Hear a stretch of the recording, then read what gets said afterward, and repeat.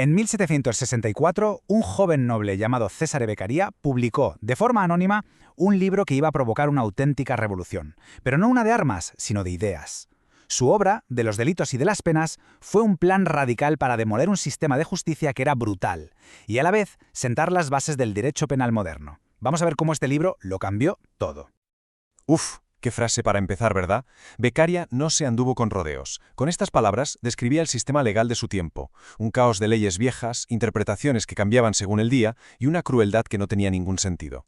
Para él, aquello no era justicia, eran los restos de una época salvaje que había que tirar abajo. Bueno, esta es nuestra hoja de ruta.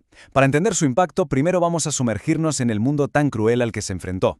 Luego, exploraremos su idea del contrato social y su plan para una justicia racional. Nos meteremos de lleno en sus argumentos contra la tortura y la pena de muerte y terminaremos viendo el increíble legado que nos dejó. Vale, para entender por qué Beccaria fue tan revolucionario, primero tenemos que hacer un viaje en el tiempo, al horror que intentaba combatir. El sistema de justicia de mediados del siglo XVIII no estaba hecho para ser justo, estaba diseñado para dar miedo.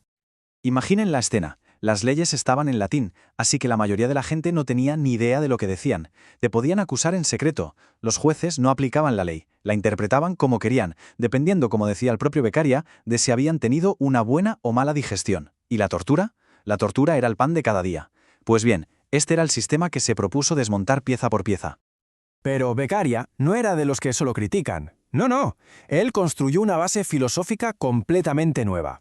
Y su punto de partida fue una pregunta tan simple como radical. Oye, ¿para qué sirven las leyes y los castigos en realidad?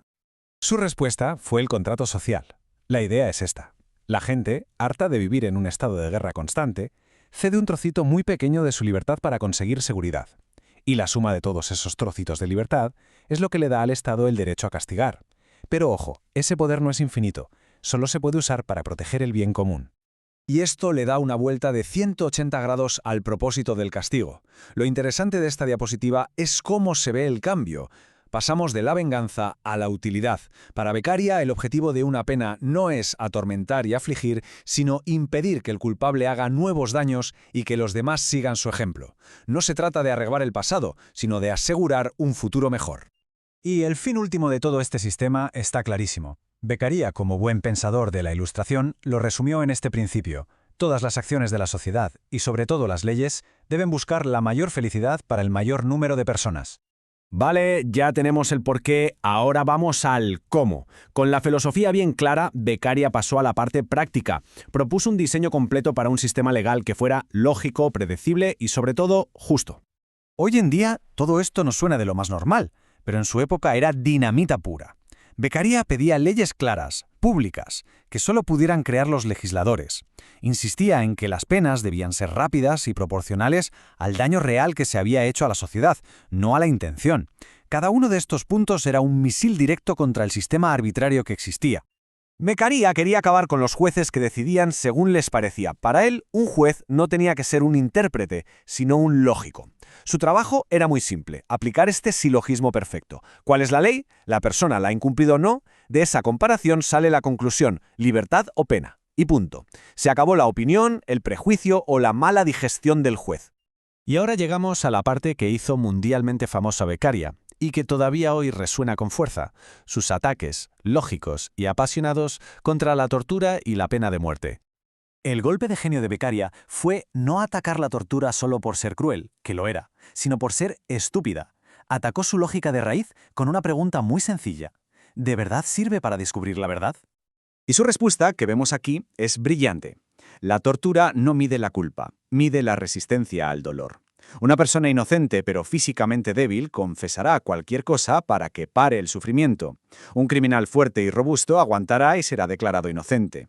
Al final, la tortura absuelve a los culpables fuertes y condena a los inocentes débiles. Es, como él dijo, un método infame que deja al inocente en una situación peor que la del culpable.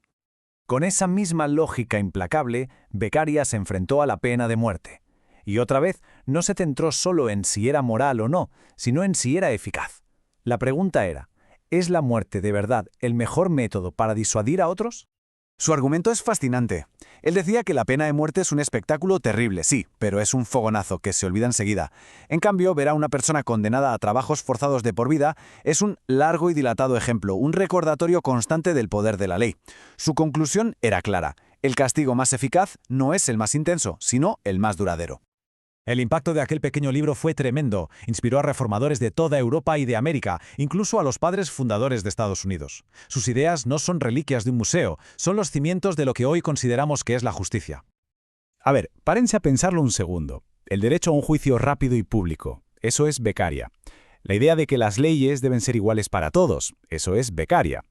La prohibición de castigos crueles, la presunción de inocencia, todo esto son ecos directos de los principios que estableció Beccaria hace más de 2 siglos.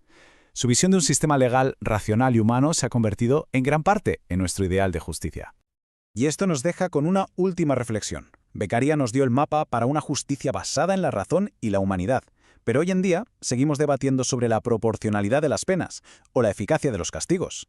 Así que la pregunta sigue en el aire. ¿Hemos alcanzado ya su visión o todavía nos queda mucho camino por recorrer en esa búsqueda de una justicia verdaderamente ilustrada?